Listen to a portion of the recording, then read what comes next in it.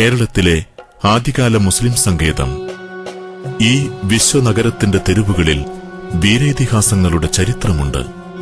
കച്ചവടത്തിനു വന്ന അറബികളും ചീനക്കാരും കയ്യേറ്റത്തിനു വന്ന പറങ്കികളും ബ്രിട്ടീഷുകാരും ചേർന്നാണ് ഈ നഗരത്തിന്റെ ചരിത്രം ഇത്രമേൽ സംഭവബഹുലമാക്കിയത്. സാമൂതിരിയും മാപ്പിളപ്രജകളും തമ്മിലുണ്ടായിരുന്ന ദൃഢമൈത്രിയും അറബികളുമായുള്ള വ്യാപാര ബന്ധവുമായിരുന്നു കോഴിക്കോടിന്റെ സമ്പൽ സമൃദ്ധിയുടെ അടിസ്ഥാനശില. 13ാം നൂറ്റാണ്ടില് ഏകദേശം മധ്യത്തിലാണ് അറബികളുമായിട്ടുള്ള കച്ചവടം തുടങ്ങിയത്. അറബികൾക്ക് വേണ്ടിയിട്ട് 2 പള്ളികൾ സാമൂതിരിപ്പാട് തന്നെ സ്വന്തം ചെലവിലാണ് നിർമ്മിച്ചത്. സാമൂതിരിപ്പാട് തന്നെയാണ് നോക്കാൻ വേണ്ടി കാശിമാർ ശമ്പളവും മറ്റും എല്ലാം കൊടുത്തിരുന്നത്. അന്നത്തെ സാമൂതിരിപ്പാടന്മാർ മാത്രമാണ്. കോയമാരുമായിട്ടുള്ള ബന്ധം വളരെ ഖണ്ഡിതമായിരുന്നു എന്ന് തന്നെ പറയാം. അറബികളും ചീനക്കാരുമായുള്ള കച്ചവട പൈതൃകവും സാമൂതിരി മുസ്ലിം ഐക്യവും വഴി 14 മുതൽ 17 നൂറ്റാണ്ടുവരെയുള്ള കാലം കോഴിക്കോടിന്റെ സുവർണകാലമായി അറിയപ്പെടുന്നു. കോഴിക്കോടൻ മുസ്ലിം പ്രതാപത്തിന്റെ കൂടി സുവർണ ദശയായിരുന്നു അത്.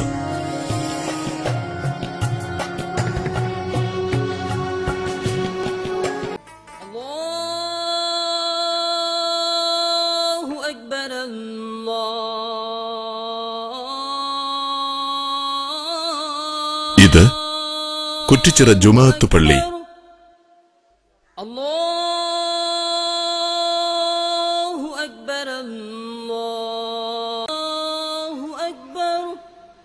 തെക്കേപ്പുറത്തെ ഏറ്റവും വലിയ ജുമാ മസ്ജിദായ ഇതിന് ഏതാണ്ട് 1 സഹസ്രാബ്ദത്തിന്റെ പഴക്കവും പ്രാധാന്യവുമുണ്ട്. കോഴിക്കോട്ടെ കോയമാരുടെ മത സാമൂഹിക കാര്യങ്ങൾ നിശ്ചയിക്കുകയും പൌരതർക്കങ്ങൾക്ക് വിധി തീർപ്പാക്കുകയും ചെയ്ത വ്യവഹാര കേന്ദ്രവും മതകോടതിയും കൂടിയായിരുന്നു ഒരു കാലത്ത് കുറ്റിച്ചിറ ജുമാഅത്ത് പള്ളി.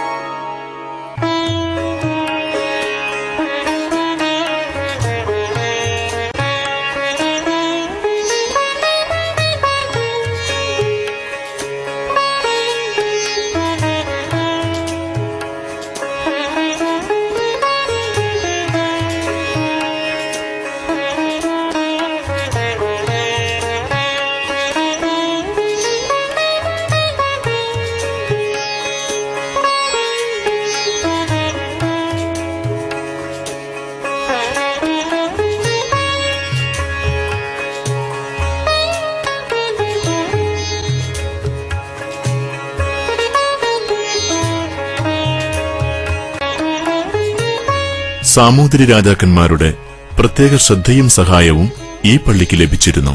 കാളിയുടെ സ്ഥാനാരോഹണ ചടങ്ങുകളിലെല്ലാം സാമൂതിരി ഇവിടെ സന്നിഹിതനായിരുന്നു.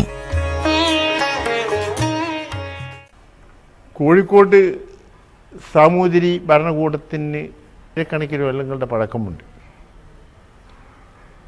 സാമൂതിരി ഇസ്ലാമുമായി ഏറ്റവും ബന്ധപ്പെട്ടതാണെന്ന് ചരിത്രകാരന്മാർക്കറിയാം. മറ്റൊന്ന്, ജുമയും ഈ പള്ളിയിൽ മാത്രമേ ആദ്യകാലങ്ങളിൽ ഉണ്ടായിരുന്നു. വളരെ കുറഞ്ഞ കാലത്തിന് ശേഷം മാത്രമാണ് ജുമയായിട്ടുള്ള സർവീസ് സ്ഥാപിച്ചത്. മലാപ്പറമ്പിൽ നിന്നുമൊക്കെ ജുമയ്ക്ക് ഇവിടെ വരാറാണ്.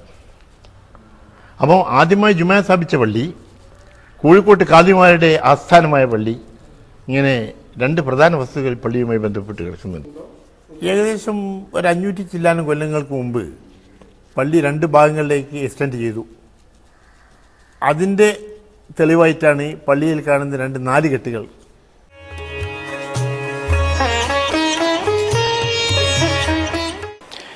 അതൊക്കെ കണ്ടാല് പിന്നെ അമ്പലങ്ങളോ തറവാട്ട് ഈ 4 കെട്ടുകളോ 8 കെട്ടുകളോ ഒക്കെ ആണെന്ന് തോന്നും. കാരണം അത് പണി ചെയ്തിരിക്കുന്നത് കേരളീയരായ ശില്പികൾ തന്നെയാണ്.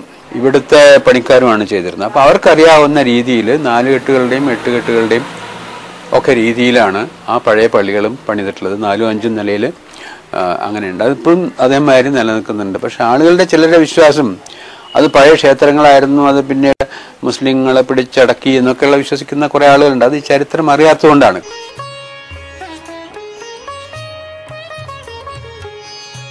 വിദേശ പണ്ഡിതനായിരുന്ന മുഹമ്മദ് സ്വാലിഹ്, ഇടിയങ്ങര ഷേഖ് മാമുക്കോയത്തങ്ങൾ, ഷേഖ് മുഹമ്മദ് ഫാസി, ഷംസുദ്ദീൻ മക്കി തുടങ്ങിയ പണ്ഡിതരുടെ ധ്യാന പഠന പ്രവർത്തനങ്ങളാൽ ധന്യമാണ് ഈ ദൈവഭവനം.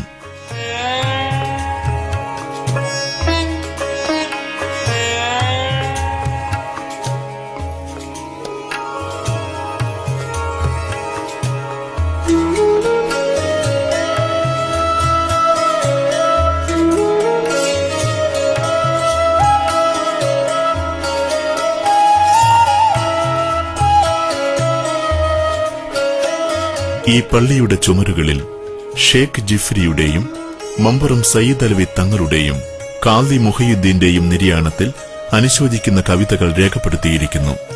വെളിയങ്കോട് ഉമർ കാളിയുടെ വരികളും ഇക്കൂട്ടത്തിലുണ്ട്. ദക്ഷിണേന്ത്യയിൽ ശാദുലി ത്വരീഖത്തിന്റെ പ്രമുഖ കേന്ദ്രമായിരുന്നു കുറ്റിച്ചിറ ജുമാഅത്ത് പള്ളി.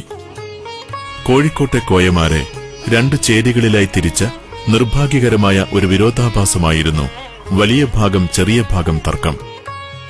ആഢ്യത്വത്തിന്റെയും സമൃദ്ധിയുടെയും ഊക്കിൽ നിസാരമായ ഒരു വടംവലിയുടെ പരിണിത ഫലമായി കുറ്റിച്ചിറ ജുമാഅത്ത് പള്ളി വലിയ ഭാഗത്തിന്റെയും മിസ്കാൽ പള്ളി ചെറിയ ഭാഗത്തിന്റെയും ആസ്ഥാനമായി തീർന്നു. കോഴിക്കോട് ഖാദിമാർക്ക് വലിയ സ്ഥാനമാണ്. കോഴിക്കോട് മലബാറിൻ്റെ ആസ്ഥാനമായ കാലത്ത് കോഴിക്കോട് ഖാദിമാരുടെ പ്രഖ്യാപനമാണ് മലബാർ മുഴുവനും സ്വീകരിക്കൽ. മുഹമ്മദ് ഖാദി എന്നുള്ള പ്രശസ്തമായ കവിയായിരുന്ന ഖാദി മഹ്ദിമാല മുതലായ ഗ്രന്ഥങ്ങൾ കവിതകളൊക്കെ ഉണ്ടാക്കിയത് ഖാദി മുഹമ്മദ് എന്ന ഒരു ഖാദിയായിരുന്നു. ആ ഖാദിൻ്റെ പരമ്പരാഗതമായ മക്കൾ ഇന്നും ഈ കോഴിക്കോട് ഖാദിയായി ജീവിക്കുന്നുണ്ട്. ആ നിലപാടിൽ അദ്ദേഹത്തിൻ്റെ 4ാമത്തെ മകൻ ഖാദി മഹിദ്ദീൻ അബ്ദുസ്സലാം എന്ന ഖാദിൻ്റെ ശേഷമാണ് ഇവിടെ 2 ഖാദിയായി വന്നിട്ടുള്ളത്.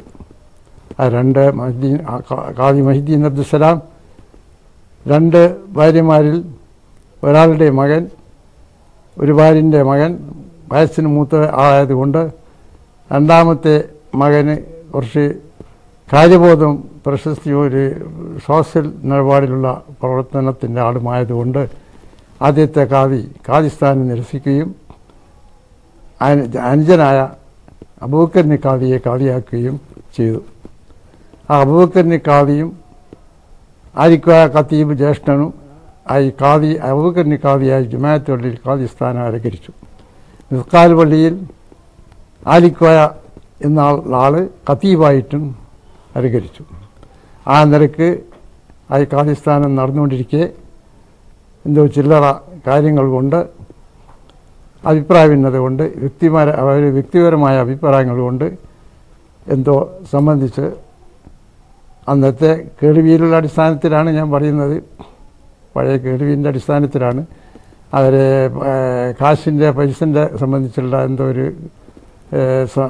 അഭിപ്രായ വ്യത്യാസം കൊണ്ട് അവർ ഖാദിസ്ഥാനത്തിന് നാട്ടുകാർ 2 ഖാദിയായിട്ട് സ്വീകരിക്കാൻ നിർബന്ധിതരായി.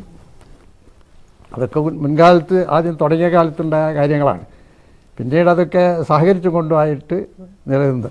അങ്ങനെ വലിയ ഖാദി ചെറിയ ഖാദി എന്ന നിലയ്ക്ക് ഈ കോഴിക്കോട് രാജ്യത്ത് ഖാദി പ്രശസ്തമായ നിലയിൽ ബഹുമാന നിലപാടിൽ ഈ ഖാദിസ്ഥാനം ഇവിടെ അലങ്കരിച്ച് വിഭാഗക്കാരും ഖാദിനെ അംഗീകരിക്കുകയും ഖാദിനെ സ്വീകരിക്കുകയും 2 വിഭാഗത്തിൻ്റെ അഭിപ്രായങ്ങൾ പലതുണ്ടായിട്ടുണ്ടെങ്കിലും കല്യാണ സംബന്ധമായിട്ടുള്ള അഭിപ്രായങ്ങളും നിക്കാഹ് സംബന്ധമായിട്ടുള്ള അഭിപ്രായങ്ങളൊക്കെ ഉണ്ടാവും. ആ നിലപാടിലൊക്കെ നടന്നെങ്കിലും മാസോറപ്പിക്കുന്ന കാര്യത്തിലും വിഭിന്ന അഭിപ്രായങ്ങൾ ഉണ്ടായിട്ടുണ്ട് ചില കൊല്ലങ്ങളിലൊക്കെ തന്നെയും. അതൊക്കെ മുൻകാലത്ത് ആദ്യം തുടങ്ങിയ കാലത്തുണ്ടായ കാര്യങ്ങളാണ്. പിന്നീട് അതൊക്കെ സഹകരിച്ചു കൊണ്ടുമായിട്ട് നിലനിന്നത്.